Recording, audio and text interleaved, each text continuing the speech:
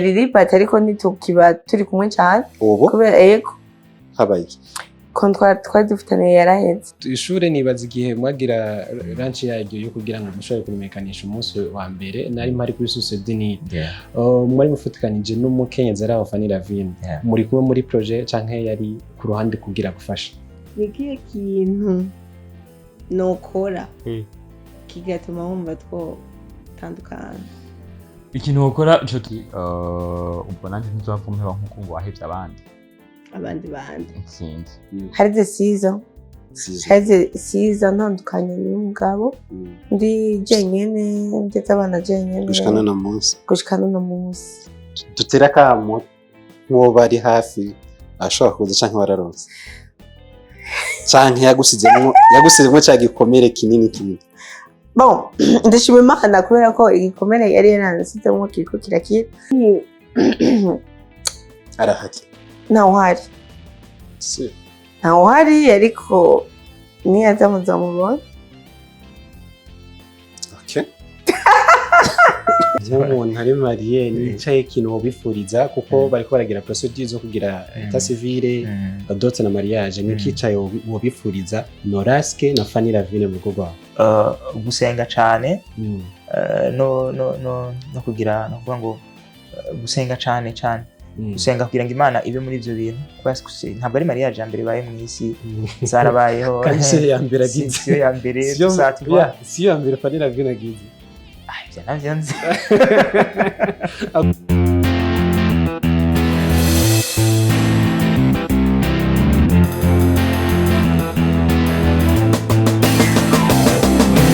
Yes, bakunze open mic. My name is Patrick. Turi kumwe n'umukinyi w'amareresi.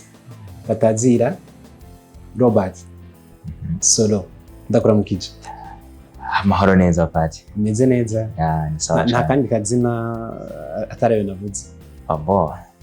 Oya, Nsoro ni abantu bantazira cyane kubera peut-être ariyo projet nagira ngo yatumye ngira visibilité muri art. Ariko bakunda kuntazira ngo ndi mwarabu umuntu wese abantu b'inzoya akunda kwita ngo ndi mwarabu tusa amazina yanje ni Libert Iradukunda. Soro kavuye kuko itutse iyo project turazi ko ari film ya kera cyane batazira Soro niho byo byaravuye canke bimeze gute muri rusange?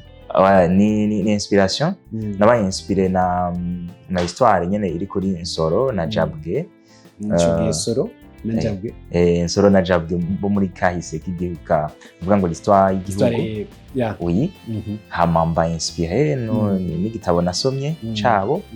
ngira ama recherche ku bintu byinshi nsanga aho bihurira byaranasabye no gushika mu Nsoro tega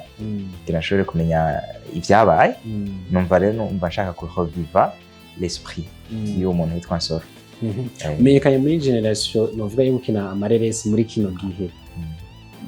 nicaye kintu chat mwiyumvira uvuga ati reka ntangure gukina amareresi sinovuga neza icabintumye kubera ko nari nsanzwe mfise yo novuga ngo umuhamagaro depuis age ntonya mugabo sinanzi ko nzokora amareresi numva gusa ndabikunda gusa nk'umufana ariko mu nyuma niho naje kumva no bikora professional bitewe n'ubumenyi umwe nari ngiye ndonka n'abantu twagenda tubana bari muri iyo domaine mbona nanje noshobora guproduce un film hanyuma nkiga ubumenyi ca ndilance nyuma guhiga ubumenyi cyane akenshi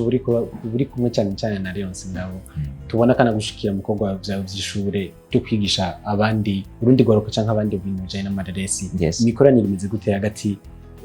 yishiramwe ryabo na Leonce ngabo novuga ngo Leonce ngabo ni nawe n'umuyidore wanje hano mu gihugu uretse ko umuntu aba afite abayidore benshi mugabo hano mu gihugu Leonce yaranyinspiye nawe bitewe na initiative yakoze na filme yakoze iragira ampleur nini au niveau mondial nca nsanga ibintu yakoze hariho ikintu atashoboye gukora gutushako yaragize un projet de développement y'abakinyi mugabo ntiyigeze yinjira kuri la formation indani kandi iri continue navuze tokerekana ndashire centre yitwa Burundi Film Academy dushobore gukorana niwe muntu nobavuga ngo nabajije bwa mbere nk'umusini yawe wanje ndamubaza ati iki kintu kibona gute aracara aragiye acapuva turaba partenaire rero tubanye neza hari ibikorwa mfasha muri festival hariyo nabo nivyo bamfasha muri academy ishure nibaza igihe mwagira ranch yaryo yo kugira ngo mushobore kurimekanisha umunsi wa mbere nari mpari kuri société ni mwari mufutikanije n'umukenyezi ari Fanny Lavine muri kumwe muri projet canke yari ku ruhande kugira gufasha novuga ngo kiriya gihe nuko gusa kenshi jewe ntakunda gushira hanze ibintu byose kandi byari bikeneye mu rya mwanya projet deja risanzwe ari yanje kuko nari directeur général deja nawe akaba ari directrice en fait yari nomination nena ngiriye nomination le projet à moi nkuko wabona nakora muri twafa ariwe ari uvuze CEO uje ugasanga nta n'ikindi ntibazi nico njejwe muri twafa ugasanga ndaho gusa mugabo ikitirwa guco kubera ko umuntu abata yabivuze mugabo igihe kiragera umuntu akamenya ukuri donc j'étais toujours le directeur général ya société Burundi Academy yari umuntu avuga ngo comment dire c'était directrice sinzi kumva ibyo amashure umudirectrice n'umuntu ashobora kuhaba canke ntahabe ashobora kuba remplacer ashobora kugira promotion akadunga ariko arico vyica mu gihe ashoboye kuva kuri iryo shure mu gihe rasanzwe afise ubumenyi wahagije bo ibintu byose nemera impinduka mu buzima buriya Patrick impinduka zamaho nta kintu camari ca kindi ntitwamaho twahoze naco gitumije impinduka n'ibintu mba niteguriye igihe cose kandi impinduka zose simbi kubera ko iyo impinduka ari mbi twese twokigumiye mu wa mbere primaire ntitwokwifuje kuja mu wa kabiri mugabo impinduka yo kuja mu wa kabiri niyo tuma dutera imbere cyo gituma rero harageze igihe twatiri kumwe sinovuga ngo ni bibi ahubwo vyoba bibi mu gihe vyoba biciye mu nzira zitari legale zitari z'amategeko ariko vyo vyaciye mu mategeko baza no kuri ntangorane kugira imikimbiranire canke gushwana muri cinema canke ivyo bita beef canke beza ico biza bifasha muri industry janye no gukina amareresi mu gihugu cacu c'Uburundi mbo sindi umuhinga rero mbo sindi umuhinga muri ibintu vy'ama base cyangwa vy'ama beef ariko ahari abantu hamamwe n'ivyo naco gituma nko muri zino industry za entertainment uko turabwa n'abantu benshi kandi haba concurrence haba ibintu byinshi naco gituma rimwe na rimwe ntitwona avuga ngo bizohera ntibizongera kubaho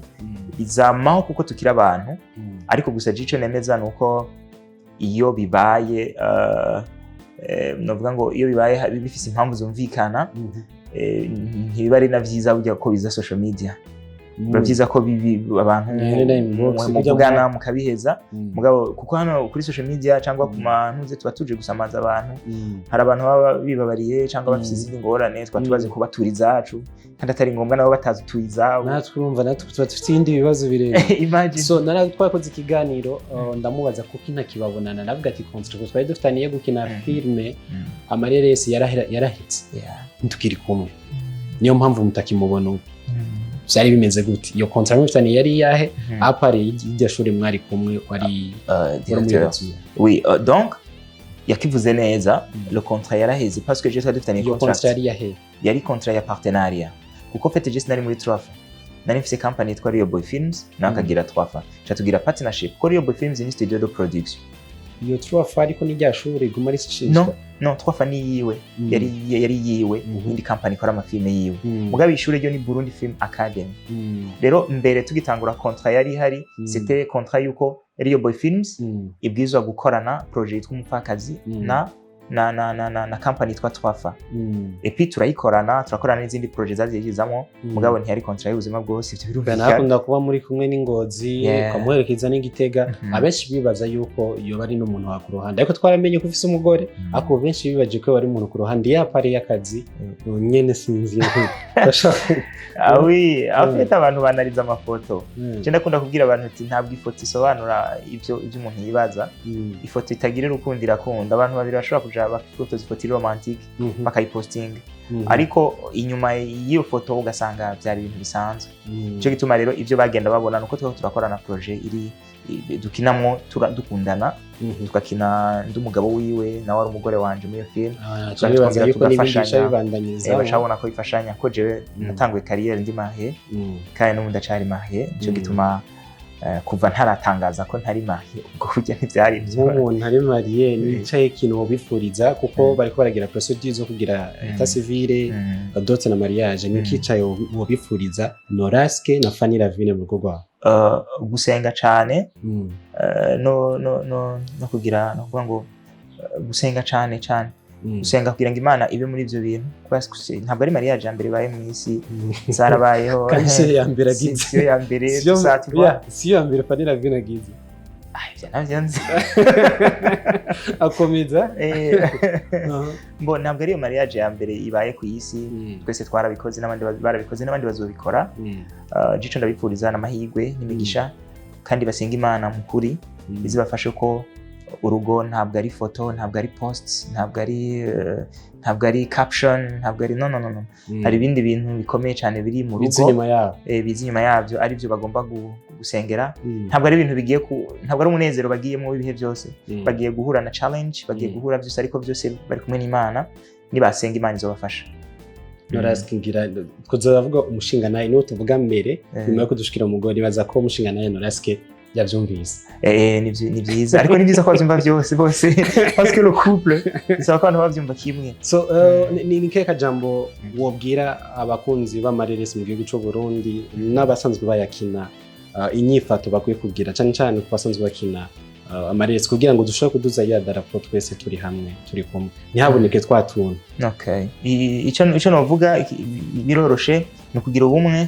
ubumwe buratandukanye n'urukundo ndakunda kubivuga ntabwo hakenewe urukundo kugira ngo dutere imbere hakenewe ubumwe kuko urukundo ntabwo ari ikintu twigisha umuntu ngo Patrick kunda Libert no ariko Libert kunda Fanny cyangwa kunda Abel yes ibintu byaguca ntabwo urukundo bagwigisha umuntu ngo bikore ruri dynamique gogo ruri mechanique mugabo ubumwe ko duhuriye kuri cinema duhuriye ku nyungu imwe duhuriye ku gihugu kimwe naco gituma no muri ntuzenya ikivugo sinzi kari kivugo unité de travail progrès ubumwe ibikorwa amajambere ko nta rukundo rurimo naribajije kuri ako kantu narakibajije impamvu batashizemo n'urukundo ubwo ni mushaka kubumwe mutari mu rukundo birakunda kuko bavuga yuko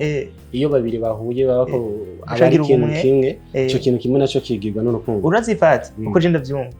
ubumwe bagiye abantu bagira ubumwe bahuriye ku nyungu nk'urumva urabona nk'abakomeresa badandaza umuceri bavuze bati okay umuceri turawukoreye tuwushize ku 1000 bose baca bahurira hamwe mwabagabo ntituvyemere tuba duhomvye ako ntibakundana n'ubumwe acagira ubumwe akavuga ati oya turavyanse nuje hasi kuri 2005 bahejeje abakundana barakundana inyungu zikabandanya kandi gukundana ni ibintu n'ukuri twari kwiye gukora urana n'abapasiteri baratwigisha muri musi gukundana ariko byaranse ntibikunda abakundana barakundana ariko ubumwe burakunda bwo ni ikintu umuntu ashobora kugira umuntu agacunga dusangiye igihugu dusangiye industry imwe duhuriye ku nyungu dukeneye twese gutera imbere kandi dukwiye kugira ubumwe buhuriye ku gikorwa dushaka gushikako twese ibintu tukabibona kuriya ukoze ikintu muri uwo buryo wowe utavyumvamwo ntubone ko akoze nabi ahubwo musapotinge kugira ngo mwese mudugire hahandi hama ikindi tugire vision dukore ibikorwa bifise vision ya danger ya kure kugira ngo n'abazoza inyuma yacu ko twe genda akunda kuvuga ati ibintu twese ntitwisitwa tuzovyungukamo tweko tubaka ibintu abinyuma bazungukiramwo rero abinyuma tugira ikintu tuzobasigira gikomeye bazokubakirako so ndagushimira cyane nibaza yuko gaya n'umwaka w'ishuri yatanguye na mezi 3 bahereza kwa hejo basohora yes so nonge ndagushimikana ni open mic asante sana murakoze cyane